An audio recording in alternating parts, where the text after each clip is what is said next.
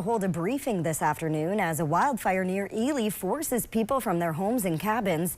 According to the St. Louis County Sheriff's Office, crews responded around 3 yesterday afternoon to reports of black smoke on the northwest side of Burnside Lake.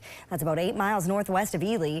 Several fire departments, the DNR and Forest Service quickly began fighting the wildfire from the ground and the air in a heavily wooded area. Homes and cabins along North Arm Road and Lindskog Road were evacuated. 35 acres have burned so far, and the fire is 0% contained as of last night. We're working to get an update on that from authorities today. However, Sheriff Ramsey tells us winds last night were very light, helping firefighters keep those flames away from structures. The fire is moving in a direction away from the areas of concern, but it's moving very slowly. As a matter of fact, they've used the word stagnant right now. Still no word yet on how that fire started, but at this point, authorities say it has not burned any structures. We'll have an update from this afternoon's briefing coming up tonight on Northern News Now.